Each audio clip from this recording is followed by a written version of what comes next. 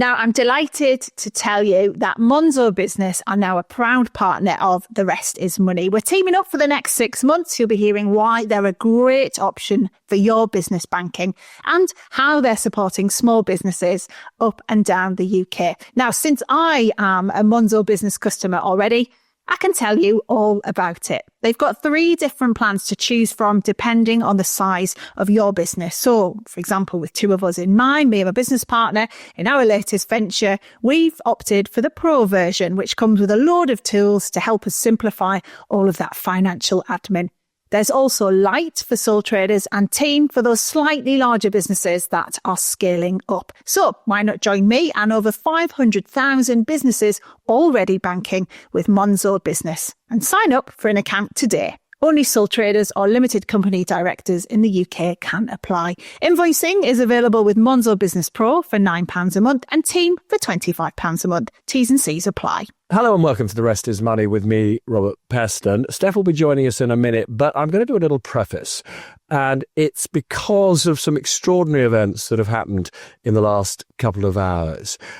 We decided, Steph and I, that what we would focus on in the podcast is Keir Starmer's recent trip to see Donald Trump. And obviously, therefore, we talked about what that historic visit meant for British trade relations with America, what it meant for peace in Ukraine.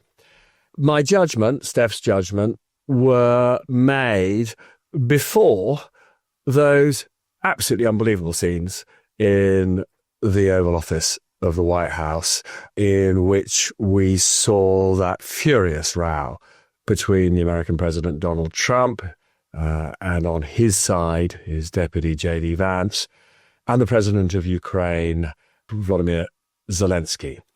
And the point, of course, some of the judgments that we make were predicated on the idea that, for example, we were moving towards this in itself rather extraordinary deal that President Trump wanted, where America would take control of potentially hundreds of billions of dollars of Ukraine's precious minerals, rare earth, and energy. Now, let's be clear, with Zelensky leaving the White House in high dudgeon and the kind of extraordinary, shattering things that President Trump has said about withdrawing American support from Ukraine, certainly that deal now, I mean, goodness only knows when and whether that deal will ever happen, but you know, there are now extraordinary uncertainties about how Ukraine will continue to conduct this war. It means, of course, that the meeting of European leaders that Keir Starmer has convened on Sunday, at which President Zelensky will be present, and he's going to have a conversation with Starmer before that meeting. That summit of European leaders now looks overwhelmingly important. And the one thing that I didn't talk to Steph about in the podcast, which is the question of, you know, whether Starmer's decision not to choose sides between America and Europe, saying that that is a false choice that he will never make, whether that is genuinely sustainable. I mean, he's had a very good trip to America in the sense of seeming to win favor from America, but given what many people would say was Trump's outrageous apparent rejection of Zelensky and Ukraine, this is shattering for European security. It puts all European leaders in an incredibly difficult position in terms of how they continue to support Kyiv, Zelensky, Ukraine. And, you know, it is now, I think, a genuine question whether Keir Starmer will have to side with Europe against America. And then, of course, there'll be an assessment about, if he does do that, what on earth that means for global security. So vast amounts to consider in coming days. We still think that it is worth listening to the podcast we recorded earlier, because it'll give you a window on what were historic talks between Starmer and Trump. But I am issuing this health warning now that if I had recorded that podcast after I'd seen the just mind-blowing scenes in the White House between Trump and Zelensky, I would not have said some of what you are about to hear me say. And I think exactly the same thing would be true of Steph too. So I hope you enjoy the podcast, but do recognize, as they say, that events have moved on.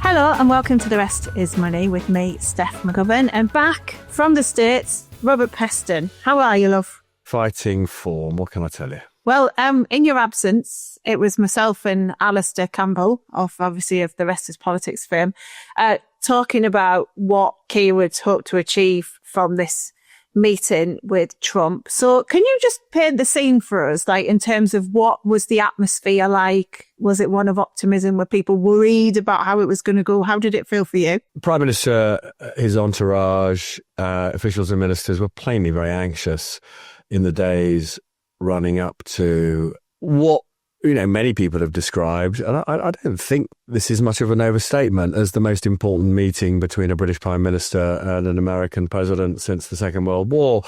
And it was incredibly important for a number of conspicuous reasons, but you can summarize all of them by just saying Donald Trump, because Trump is an American president unlike any that we've ever encountered.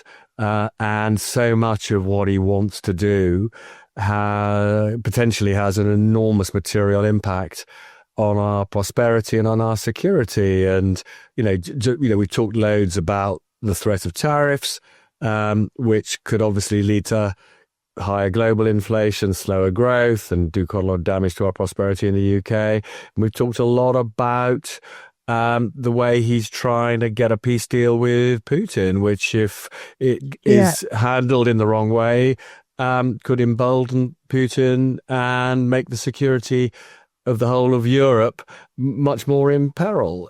So masses of importance for Keir Starmer to grapple with. And, nervousness because Trump himself is also just one of the most unpredictable politicians any of us have encountered. Starmer, like so many world leaders before going to see him, did enormous amounts of preparation, sort of plotting strategies on whiteboards, talking to endless people who've met Trump or have knowledge of Trump. But bottom line, one of his closest officials, sort of put it this way to me, you can do all the preparation in the world, but in the end of the day, the American President Trump could just take the conversation off in any old direction that they're not prepared for. So, and I mean, there's a famous story. I don't know if you look at Angela Merkel in her recent biography, revealed that she got many of the world's, or many of Germany's leading psychologists in a room to sort of help her understand Donald Trump before she saw him for the first time during the first Trump presidency.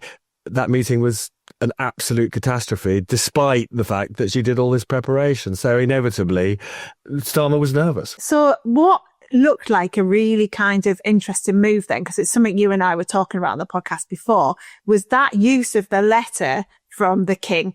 Starting with that and having that as a kind of opening move was basically what you said on the show. You said, are we going to see them use the royal family? And that's exactly what it did. And it worked, didn't it? It felt like that was actually, even though it felt so cringe watching it, it worked.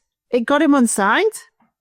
It massively worked. I mean, I'd heard a couple of days before that the king had been persuaded to write this letter of invitation, and it was written in the most flattering terms. It contained a phrase that was absolute music to Donald Trump's ears, which is that this invitation to do a second state visit was unprecedented. No American president had ever been asked twice on a state visit. And of course, Donald Trump's whole self-idea is that he is special and different from anybody else probably in the history of the universe ever been born, is what he so to be told that no other president has been invited twice, well, for him, what could be the greater confirmation of his own extraordinary specialness in his own view. And the other thing, which is just, I don't know, it is interesting. And I I think most people know that although I'm not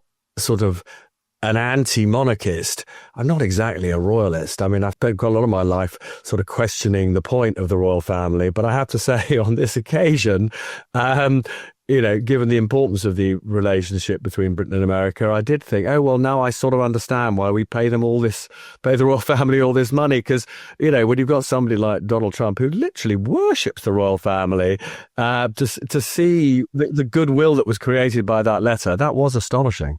Yeah, and it was then really interesting when Kyiv, did his bit in the presser. So, Trump spoke for about 10 minutes before Starmer did. But then one of the first things Keir Starmer said was about, roots in Scotland, obviously, but also a close bond with King Charles.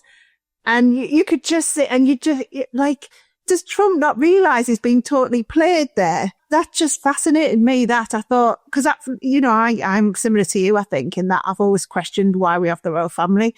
And I just thought, wow, that is hilarious that we've just been able to use the king. Oh, do us a letter. Go on, Charles, do us a letter. Make him feel good. And then there's this whole unprecedented, no one's ever been a second time. It was really smart. Do you think then, because of that, obviously we heard talk of deals. There's, we're going to get a deal. We're hoping there's going to be this deal reached between the UK and the US. Trump talked about it being a deal done quickly.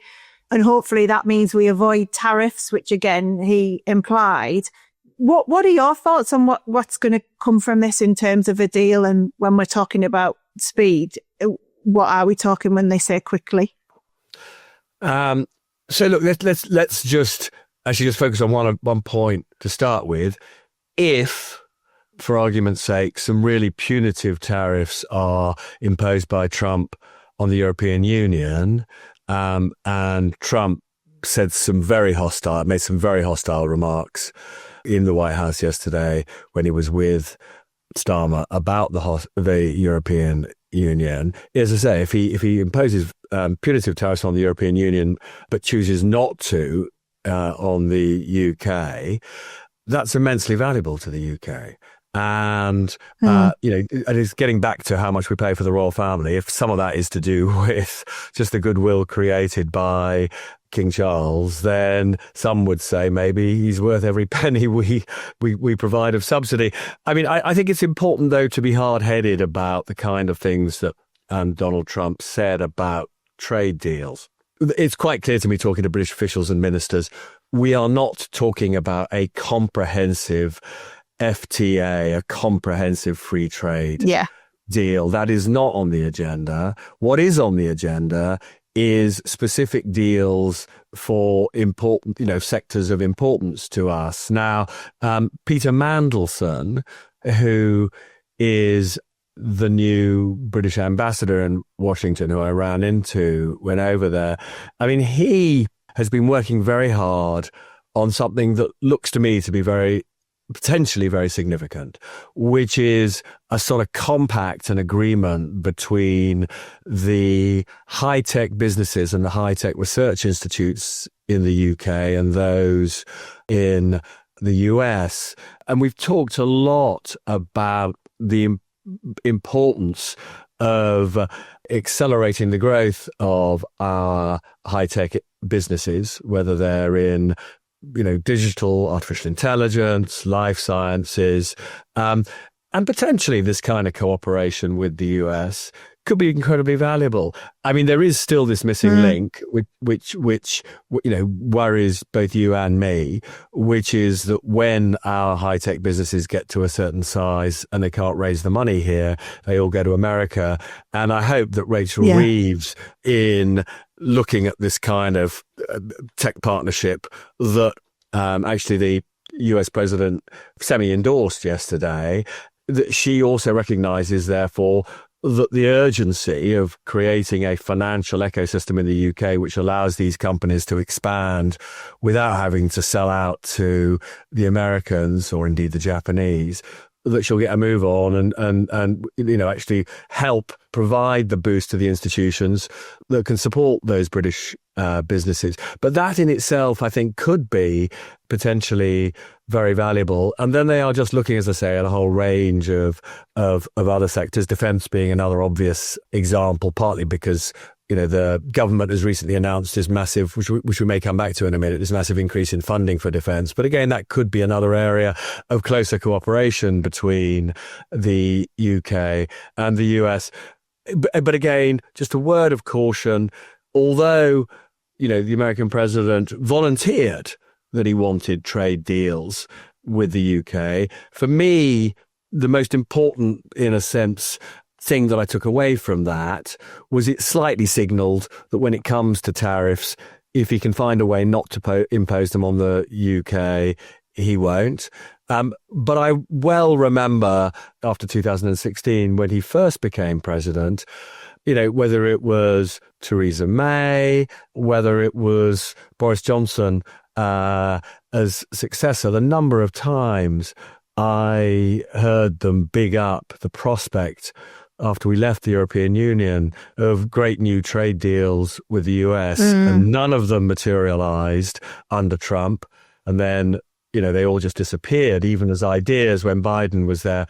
I think we have to recognize that actually this is a country, the US, which puts its interests first, pretty much whoever's in the White House. And that means that these trade deals are incredibly hard to negotiate because in the end, they'll drive a very hard bargain. And, a trade deal is all very well, so long as it's of mutual benefit. It's not much use of a trade deal for the UK if in the end, all the benefit goes to the US. Yeah, so even though, like Starmer said, they're going to start working on this economic deal with advanced technology at its core, we don't know yet any of what it's going to go like when the teams meet together to actually thrash this out. Because, all we kept hearing from Trump was our teams are going to be doing a lot of work together, but they might completely disagree the entire time about what we have to forgo in order to not have a tariff imposed on us or, what we have to give away. And I remember back when we were first talking about tariffs with the States, it was all about, are we going to have chlorinated chicken here? And everyone was kind of panicking about that. And to be clear, Steph, the chlorinated chicken threat has not gone away. And the British government's position is not changed. They don't want chlorinated chicken. So, the notion that somehow any of these deals are going to be easy to negotiate is, for the birds or for the chlorinated chicken. We've talked about how King Charles, the letter from him was used and worked very well in terms of, getting Trump on side from the start.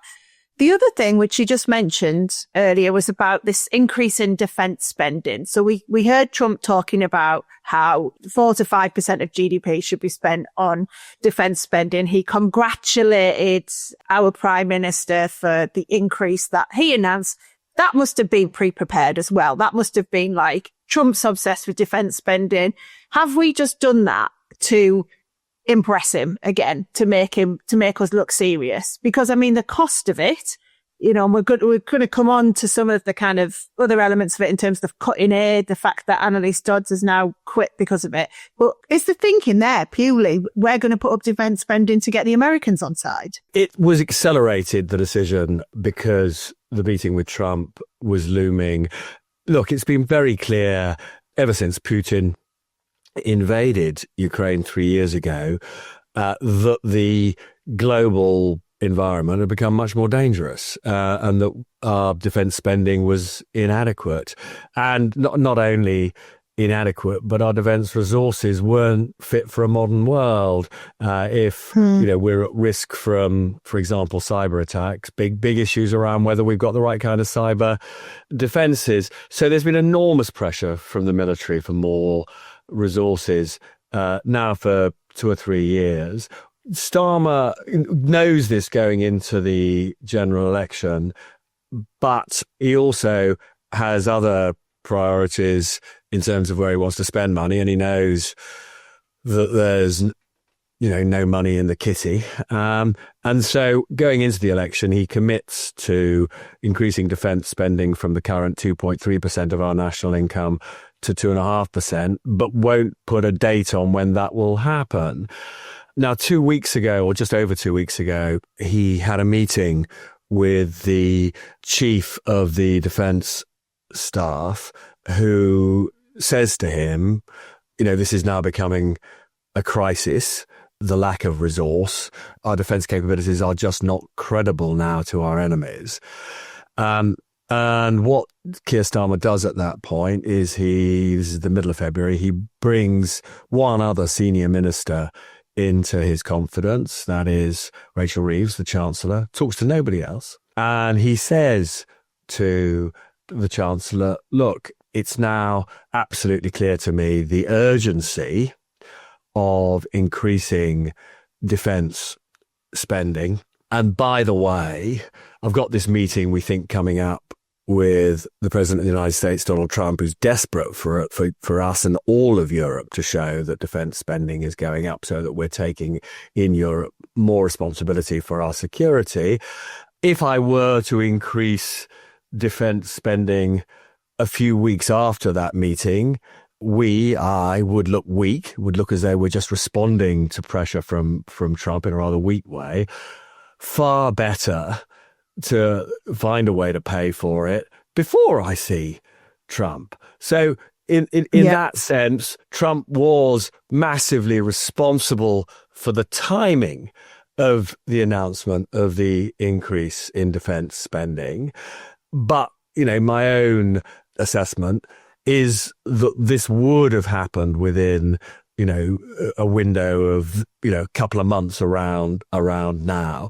But, we should not understate the massive influence of Donald Trump, therefore, on this decision. And a decision that, is very controversial, because what they've done is they have sort of reduced our soft power in order to increase our hard power. And what I mean by that is they have significantly, by more than 40%, cut spending on overseas aid. That is the help we give to poorer nations, and that's a way of sort of getting those poorer nations on side. It's soft power in order to fund, arms, guns, soldiers, which is a version of hard power. And there are many people who would agree that we need to increase our hard power, but are very doubtful that you should fund that by reducing, as I say, soft power, by aid to some of the most vulnerable people in the world. Obviously, off the back of that, Annalise Dodds, who was the International Development Minister, has quit. She's written a pretty powerful letter, hasn't she, to the Prime Minister on this, just about the fact that, as you describe, you're taking away money from a really important part of providing international aid, this overseas development assistance. And that's taking the entire burden, she's saying, in this, which means, there's going to be a lot of people across the world who will suffer more as a result of it. And that in turn makes you question, is that not going to put more pressure on us in terms of our defence? Alistair and I were talking about this. You can't take that. That's the wrong place, it feels, to take it from. Yeah, I mean, there are all sorts of ways in which you can argue that given that Keir Starmer wants to make the UK both more secure and more prosperous, cutting aid is the last thing he should be doing. We live in a world where there are very large numbers of people who mistrust the UK, a lot of it to do with our colonial history, but being seen to invest in projects that make them less poor, more secure, more able to be self-sufficient is a way of, in a sense, turning them into friends of the UK. If it also, those investments make their countries more stable and secure, then there is less likely to be the kind of crises in those countries that leads to the waves of immigration to these shores that are so politically difficult for the government. So there are all sorts of ways in which providing this aid makes this country both more influential globally and more secure. It will sort of, and as I say, the immigration issue seems to me to be a particularly important aspect of all of this. So I said earlier how limited were Keir Starmer's conversations about his plans to increase defence spending and to cut aid spending until literally last weekend. Now, when I was in Washington, I interviewed the Foreign Secretary, David Lammy, for the ITV Peston show. And exactly like Annalise Dodds, who has been a great supporter of overseas aid, David Lammy has devoted much of his career to talking about the importance of overseas aid. Indeed, only 2 or 3 weeks ago, he said that cutting overseas aid would be harmful to the UK, and also, and this is really important, I don't know if you did talk about this with Alistair, but the nation that currently invests most in developing countries is China. And China has increased its sway across the world, absolutely massive, because of these massive, these very significant investments they've made. It's made throughout Africa, throughout South America, throughout Asia. And one of the things that David Lammy pointed out is that given that in many ways China is a competitor, and many would say a hostile competitor, an increasingly dangerous competitor, simply vacating the international investment and aid field and leaving it all to China again looks like a pretty stupid decision. It's one of the reasons why, of course, people think that what America has done in apparently effectively closing down its equivalent USAID is equally stupid for America. Anyway, I thought there must have been a pretty good chance that given that David Lammy was kept out of the loop, the Foreign Secretary was supposed to be one of the great officers of state, kept totally out of the loop about this decision until it had been made. So I said to him, look, you were only told a couple of days ago about this. Surely, when you were told that so much of your resource was being taken away, surely you must have thought about resigning. Just as we now know, Annalise Dodd not only did think about resigning, but she has just resigned. Anyway, he vehemently denied that was ever on his mind. And I've got to take him at his word. But I just think that's really odd, because if you go back just a few weeks ago, he devoted a whole speech to the importance of British soft power in elaborating his theory, of how you conduct diplomacy in the modern age, called progressive realism. And he's now become a convert to the idea that in this kind of world, it's all about hard power and very little about soft power. It's so disappointing that, isn't it? It's quite hard to be persuaded by it, don't you think? It then just makes you think they don't really mean what they say. And even though they can do this very convincing, passionate speech and support for something, if it means that the power that be then changes their mind on it and they say, oh yeah, no, I've changed my mind too. It just makes them look fickle, and it makes them look like they don't really have any passion at all, and they're only doing the job for the power. And I just want to touch on one final aspect of the internal contradiction here, as I said before, moving on. As I say, when you cut back aid, there is a greater risk of instability in vulnerable countries, which leads to waves of migration and then, more asylum seekers turning up in your country. One of the most striking things, I don't know how many people are aware of this, but right now, something like a third of the overseas aid budget is allocated to housing asylum seekers in the UK. It is not, it is not going to these vulnerable countries. It has been repurposed to house asylum seekers here. Now, one of the things David Lammy and others have said is if we can only get those asylum seekers numbers down, that will free up a bit of money to go into investment overseas and to grants overseas. But, truthfully, in the short term, if you're helping these vulnerable places less, there will actually be more asylum seekers coming here. So what they're actually doing is self-defeating. There's another element of this whole meeting that I wanted to ask you about, which is in relation to your question to Trump, because obviously another of Starmer's goals from this trip to America was to try and get this kind of US backstop for European peacekeepers in Ukraine. Again, Alison and I talked about this whole minerals deal and the fact that Trump had called Zelensky a dictator and accused him of starting the war. And you put this to Trump, didn't you? You asked him, are you going to apologize for calling Zelensky a dictator?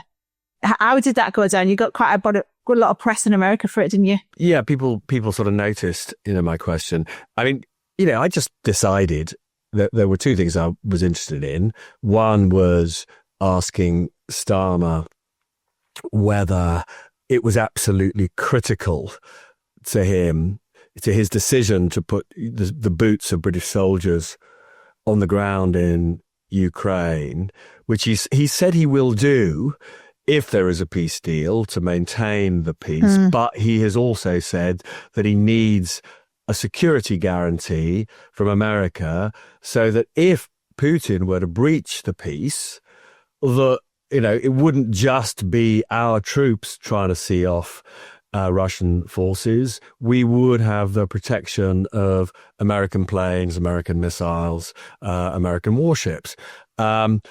And I mean, in his answer, he said, look, this is all to be negotiated.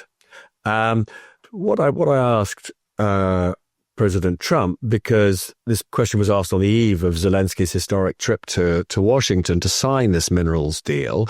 And I said to him, look, this minerals deal that you forced Ukraine to do, it's potentially worth enormous sums of money to America. So will you now take the opportunity to apologize to Zelensky for calling him a dictator while simultaneously praising Putin, who is a dictator? And interestingly, I thought, if I'm honest with you, on the basis of his recent performance, that Trump would just say next. But actually what was quite interesting is even though he didn't want to engage, he's not the kind of man who I think apologizes for anything, but he didn't engage in whether or not he would apologize. And as I said, I think it's because, has anybody ever known him apologize for anything? But he did use really warm words, I thought, for the first time, about the bravery of the Ukrainians. And I thought that was quite an important shift. Which is interesting you say that, Robert, because before that point, before we got to the questions and answers, he had really been careful, I felt, when he was talking, to not show an allegiance to either side in terms of Ukraine and Russians. Like, he kept talking about so many young people, so many Russians, so many Ukrainians have been really hit by this war, this terrible, terrible war. And he never at any point suggested that it was, it was Russia's fault or anything. Whereas when Kyiv was talking about it, he was very much saying, the aggressor, Russia, blah, blah, blah. But until he got to your question then, which is really interesting, that he maybe let his guard down a bit there when he answered it. Or maybe he was just trying to make sure that the talks with Zelensky weren't going to be an absolute car crash. Yeah, there is that. And actually, he also said earlier in the day, which I thought was materially important, about this whole issue of whether America would provide a security backstop, a security guarantee to British soldiers who may be in Ukraine, along with French soldiers. And what he said, and this seems to me to be logically correct, is once this deal with Zelensky is signed, and once they start digging up all these precious minerals and these, the rare earth and indeed this also energy in this deal. At that point, when America has such a material commercial interest in the stability of Ukraine, truthfully, I can't imagine a world in which if Putin invaded again, you wouldn't get a retaliation from Trump, because one thing we know about Trump is he doesn't want his assets, in inverted commas, taken away by anybody else. And so he said, and I think this is actually one of the sort of truer things that he has expressed recently. He said, this minerals deal is the backstop. And I think there's quite a lot of weight to that argument. And because one shouldn't also underestimate how difficult it is for him, on the basis of the election campaign that he fought, to say now that he is going to commit potentially greater American military resources to Ukraine, given that so much of his election campaign was about reducing America's military interventions overseas. But truthfully, if they own a big chunk of Ukraine, inevitably they're going to want to defend it. There's one other sort of point about all of this, though, because we've sort of focused quite a lot on the negative. And I sort of feel it is important to say that in many ways, the last week has felt like a turning point for Keir Starmer. And what I mean by that is, this is the first week since he got elected where it felt to me that Starmer has been on the front foot rather than the back foot. He took the initiative to increase defense spending, and he says, and I think this is compelling if they can deliver it, that they will now channel many, many billions of this additional spending to British-based arms and defense companies. Now, lots of people, we all hate war, and lots of people hate arms companies, but these are high-quality manufacturing jobs, and they are high-quality manufacturing jobs that are actually all over the UK. So, if he manages to channel this money into good quality jobs, that is the first sign, I think, of an industrial policy that could actually do something for fairly significant numbers of people's living standards. It's a very old-fashioned industrial policy. It's the kind of industrial policy that, many of us sort of slightly cringe at, because it's a sort of wartime rearmament policy, which, obviously, makes many of us shudder. But, it's still real, and it is a program that also will have knock-ons for high tech. I mean, the whole point about the modern security threats is that many of them are in that high tech arena. And so it will play into Peter Mandelson's great project to create this Anglo-American tech partnership. And then he appears to be doing something. This is more in the area of symbolism than reality yet, but it's important.